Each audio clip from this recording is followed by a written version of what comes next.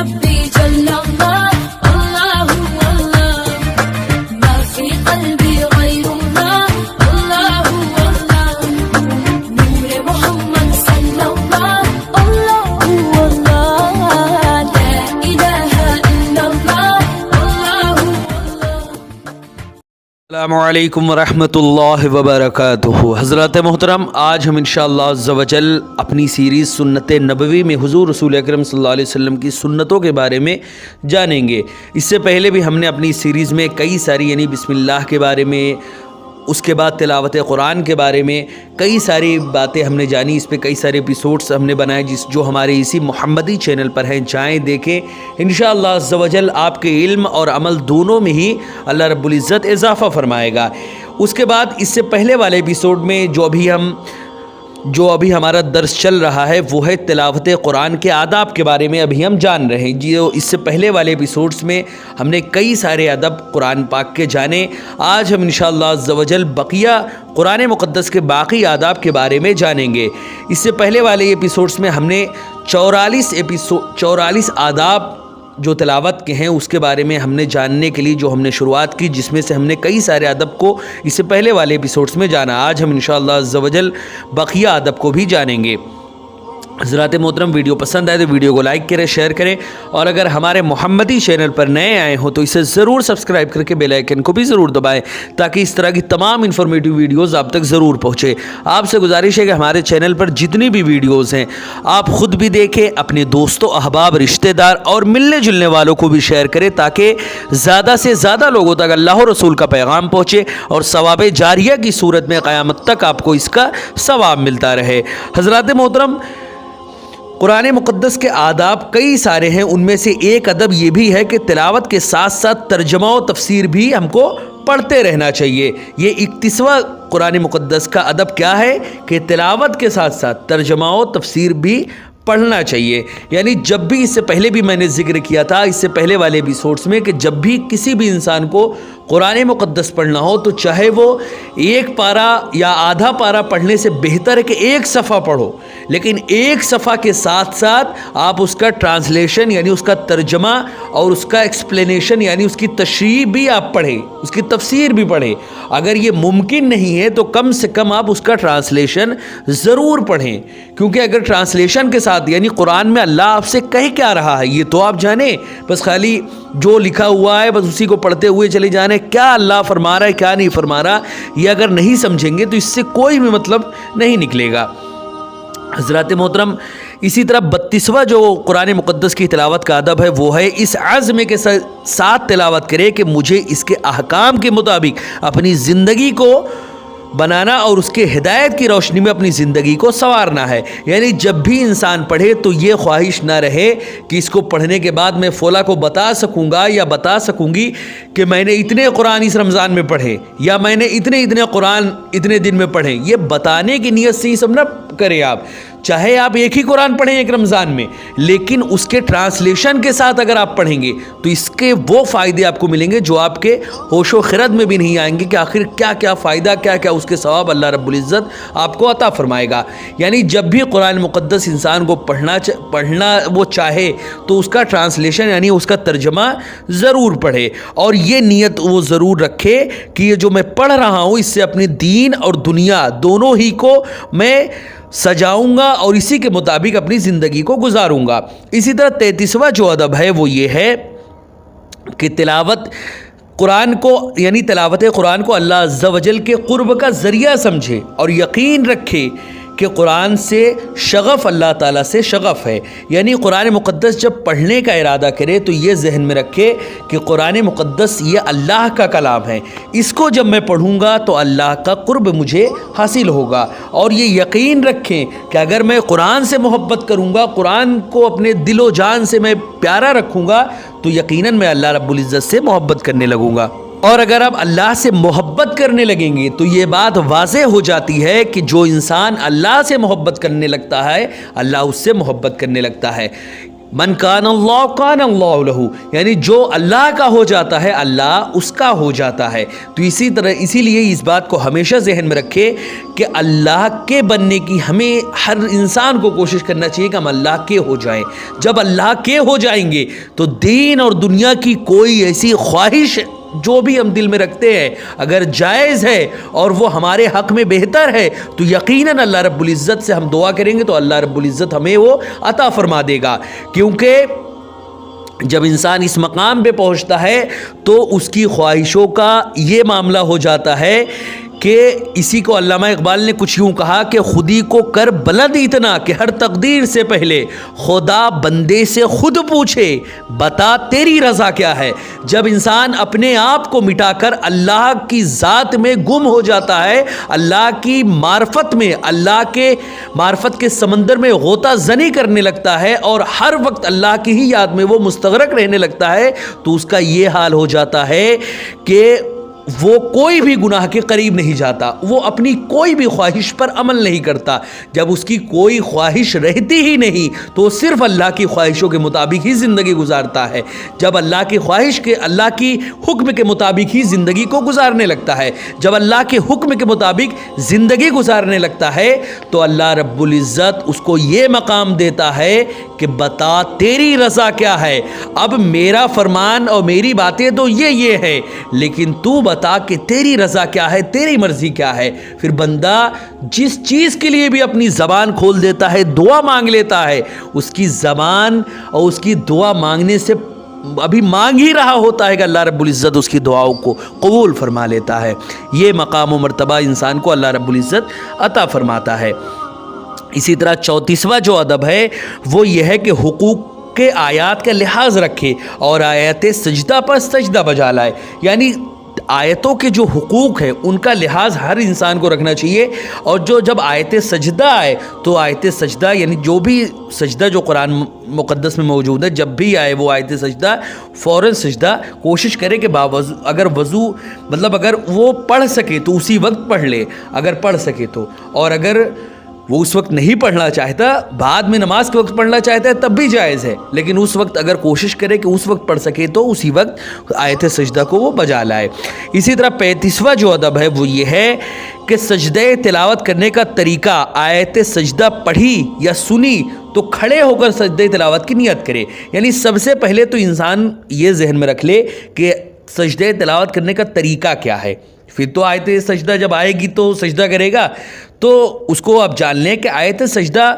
جب بھی پڑھے یا اس کو سنے تو کھڑے ہو کر سجدہ تلاوت کی نیت کرے، پھر اللہ اکبر کہتے ہوئے سجدے میں جائے اور کم سے کم 3 بار سبحان ربی العالی کہے، پھر اللہ اکبر کہتے ہوئے کھڑا ہو جائے۔ اول آخر دونوں بار اللہ اکبر کہنا سنت ہے، اور کھڑے ہو کر سجدے میں جانا اور سجدے کے بعد کھڑا ہونا یہ دونوں قیام مستحب ہیں۔ ہاتھ اٹھانے یا تحیات پڑھنے یا سلام پھیرنے کی اس میں کوئی بھی ضرورت نہیں ہے۔ اسی طرح 36واں جو ادب ہے وہ یہ ہے کہ قرآن مقدس میں موجود سابقہ اقوام یعنی انبیاء علیہم السلام کے تذکروں کو واقعات کے طور پر نہ پڑھے، بلکہ سبق و عبرت حاصل کرنے کی نیت رکھ کر اور یہی مقصود جان کر ہی انسان کو پڑھنا چاہیے۔ یعنی جب بھی اس طرح کا معاملہ ہو، جب بھی اس میں نبیوں کا حضرت آدم علیہ السلام والے جو واقعہ ہے، جو قابیل و حابیل والا، یا حضرت ابراہیم، حضرت موسیٰ، یہ تمام واقعات کو جب بھی پڑھے تو یہ ذہن میں رکھے کہ یہ قومیں تھی جو گزر چکی، آج ہمارا معاملہ ہے، ان لوگوں کو اللہ نے کیوں ہلاک و برباد کیا، اس کو اپنے ذہن و دماغ میں بٹھا کر اللہ سے ہمیں ان تمام کاموں کو کرنا چاہیے، اللہ کی بارگاہ میں وہ تمام کاموں کو کرنا چاہیے جس سے اللہ راضی ہوتا ہے۔ اسی طرح 37واں جو ادب ہے وہ ہے تلاوت میں مخارج ٹھیک ادا کریں، یعنی جو بھی آپ مخرج ادا کر رہے ہیں جیسے عین، سین، شین، صاد، زال، زے، زو، ہے اور ح وغیرہ حروف کی ادائیگی میں ایک دوسرے کا امتیاز رکھے، امتیاز کے ساتھ ساتھ اس کو اچھے سے پڑھنے کی بھی کوشش کریں۔ اگر نارن ذاتا کی جگہ جاتا پڑھ دیں گے تو اس کا مطلب الگ ہو جائے گا۔ اسی طرح جیسے سبحان ربی العظیم، تو سبحان ربی العظیم کی جگہ سبحان ربی العجیم اگر ہو جائے گا تو یہ پورا مطلب اس کا بدل جائے گا۔ اگر کسی انسان کا سبحان ربی العظیم نہیں نکل پاتا، کوئی ایسا انسان ہے جس کا نکل ہی نہیں پاتا کوشش کرنے کے باوجود بھی، تو سبحان ربی الکریم وہ پڑھے، جو کہ آسانی سے نکل جائے گا۔ کریم ہی وہ پڑھے، اگر کوشش کرتا رہے ساتھ ہی ساتھ کریم پڑھے، اگر نہیں نکل پاتا تو وہ زندگی بھر کریم ہی پڑھے، کیونکہ عجیم کا مطلب بہت ہی غلط ہوتا ہے، اس کا مطلب بالکل بھی اللہ کی شایان شان نہیں ہے، اسی لیے اس کو سبحان ربی الکریم ہی پڑھنا چاہیے جب تک اس کے زبان سے نہ نکلنے لگے۔ اسی طرح 38واں جو تلاوت کا ادب ہے وہ ہے تلاوت کے دوران قرآن پاک کی آیات سے اثر قبول کرنے کی بھی کوشش کریے۔ جب بھی کوئی ایسی آیت آئے جس میں رحمت، مغفرت، جنت کی لازوال نعمتوں کا تذکرہ پڑھے تو خوشی سے جھوم اٹھے کہ اللہ عز و جل نے کتنی ساری نعمتیں مومن بندوں کے لیے تیار کر رکھی ہے۔ دوسرا یہ کہ جب خدا کے غیظ و غضب اور جہنم کی ہولناکیوں کا تذکرہ پڑھے تو بدن سے کانپنے لگے۔ اسی طرح آنکھیں بے اختیار بہہ پڑے اور دل توبہ و ندامت کی کیفیت سے رونے لگے اور اللہ سے پناہ مانگنے لگے۔ اسی طرح جب صالحین کی کامرانیوں کا ذکر پڑھے تو چہرہ خوشی سے دمکنے لگے۔ اسی طرح جب قوموں کی تباہی کا حال پڑھے تو چہرہ غم سے نڈھال نظر آئے۔ اسی طرح جب وعید، خوف کی آیات وغیرہ پڑھے تو جسم لرزنے لگے۔ اسی طرح جب کوئی بشارت کی آیت پڑھے تو روح شکر کی جذبات سے سرشار ہو جائے۔ اسی طرح جب کوئی آیات تسبیح آئے تو تسبیح و تکبیر کرنے لگے۔ اسی طرح جب کوئی آیات استغفار آئے تو اللہ کی بارگاہ میں توبہ و مغفرت کرنے لگے۔ اسی طرح جب کوئی امید اور توقع کی آیت آئے تو اللہ کی بارگاہ میں حضور یعنی اپنے ہاتھوں کو اللہ کی بارگاہ میں اٹھا کر اللہ رب العزت سے دعا مانگنے لگے۔ اسی طرح 39واں جو ادب ہے وہ یہ ہے کہ قرآن کو سمجھنے کے لیے صرف اپنی فہم و دانش پر بھروسہ کرنے کے بجائے اللہ تعالیٰ کی توفیق و تائید پر اعتماد کرے اور ہمیشہ اس کی رہنمائی اور دستگیری کے لیے التجا کرتے رہے۔ اسی طرح 40واں جو ادب ہے وہ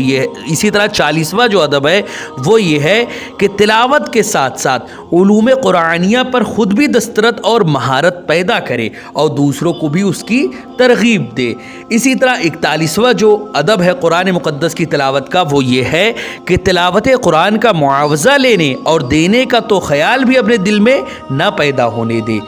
اسی طرح اس کا جو 42واں جو ادب ہے قرآن مقدس کا وہ یہ ہے کہ جتنے دنوں میں قرآن شریف ختم کرنا مقصود ہو اس حساب سے قرآن کو منزلوں اور حصوں میں تقسیم کر کے تلاوت کرنا چاہیے۔ اسی طرح 43واں جو ادب ہے وہ یہ ہے کہ تلاوت قرآن مجید سے فارغ ہونے کے بعد اپنی غلطیوں اور کوتاہیوں اور بے عملیوں پر کثرت سے استغفار کرے۔ حضرات محترم، یہ بات ہمیشہ ذہن میں رکھے کہ اللہ رب العزت کا یہ کلام ہمارے لیے مشعل راہ ہے۔ اگر کوئی انسان اس دونوں ہی دنیا میں کامیابی و کامرانی سے ہمکنار ہونا چاہتا ہے تو کلام مقدس یعنی قرآن مقدس کے علاوہ کامیابی کا کوئی بھی ذریعہ نہیں ہے۔ اس کو پکڑ کے انسان اگر چلتا رہے گا، ایک ہاتھ میں قرآن مقدس کی مشال ہو، ایک ہاتھ میں حدیث نبوی کی مشال ہو، تو کبھی بھی انسان گمراہیت کی جانب نہیں جائے گا۔ اسی لیے ہمیشہ اپنے ذہن و دماغ میں بٹھا کے رکھے کہ ایک ہاتھ میں قرآن، ایک ہاتھ میں حدیث اور سنت نبوی کے مطابق پوری زندگی انسان کو گزارنا چاہیے۔ جب بھی قرآن مقدس کی تلاوت سے فارغ ہو تو اپنی غلطیوں پر نادم ہو، توبہ کرے اللہ کی بارگاہ میں اور اپنی کوتاہیوں اور بے عملی پر کثرت سے استغفار کرے کہ مولا میں نے اپنی پوری زندگی تیری نافرمانی میں گزار دی، اب مجھے اپنے راستے کی جانب ہدایت دے، ایسے کاموں میں مجھے ہمیشہ کے لیے لگا لے جس سے تو خوش ہوتا ہے، جس سے تو راضی ہوتا ہے، اور ان تمام کاموں سے مجھے ہمیشہ کے لیے دور کر دے جس سے تو ناراض ہوتا ہے۔ حضرات محترم، اسی طرح 44واں جو ادب ہے وہ ہے تلاوت کے بعد خصوصی دعا بھی انسان کو کرنا چاہیے۔ یعنی جب تلاوت مکمل ہو جائے، یہ تلاوت قرآن کا آخری ادب ہے، کیا ہے کہ تلاوت کے بعد خصوصی دعا بھی انسان کو کرنا چاہیے۔ جب تلاوت کمپلیٹ ہو جائے تو انسان کو اللہ کی بارگاہ میں دعا کرنا چاہیے کہ اے ہمارے پیارے رب، ہمیں قرآن عظیم کی تلاوت کرنے اور اس پر عمل کرنے کی توفیق عطا فرما. یعنی جتنا بھی ہم اس دنیا میں رہیں، ہما وقت ہم قرآن مقدس کی تلاوت اور تیری فرما برداری میں ہی گزارے. کبھی بھی کوئی بھی ایسا عمل نہ کرے جس سے اے مولا تو مجھ سے ناراض ہو، اور ہمیشہ انہی کاموں کو مجھے کرنے کی توفیق عطا فرمانا جس سے تو خوش ہوتا ہے، اور کبھی بھی ان کاموں کے قریب بھی نہ جائے جس سے اللہ رب العزت نے اور حضور رسول اکرم صلی اللہ علیہ وسلم نے منع فرمایا ہے. کیونکہ اگر ہم نے اللہ و رسول کی نافرمانی کی اور اپنے آپ کو گناہوں میں ملوث کیا تو ہم کو جہنم میں جانے سے کوئی نہیں روک سکتا. یقیناً ہمارے نبی ہماری قیامت کے دن شفاعت کریں گے، لیکن شفاعت ایمان اگر ہے تو شفاعت ضرور کریں گے، لیکن شفاعت جب تک میں ہوگی تب تک میں جہنم میں پتہ نہیں کتنا ہم لوگ جل چکے ہوں گے. اسی لیے ہر انسان کو چاہیے کہ اپنے آپ کو اس طرح بالکل رکھے کہ اپنے آپ کو ہمیشہ گناہوں سے دور رکھے. حضرات محترم، یہ چند باتیں تھی جو ابھی ہم نے جانا. انشاءاللہ عز و جل نیکسٹ ایپیسوڈ میں سنت نبوی کے بارے میں مزید ہم جانیں گے، ذکر الہی کے بارے میں کہ ذکر کی آخر کیا کیا فضیلتیں اللہ رب العزت نے بیان فرمائی ہیں. ویڈیو پسند ہے تو ویڈیو کو لائک کریں، شیئر کریں، اور اگر ہمارے محمدی چینل پر نئے آئے ہوں تو اسے ضرور سبسکرائب کریں. السلام علیکم ورحمۃ اللہ وبرکاتہ.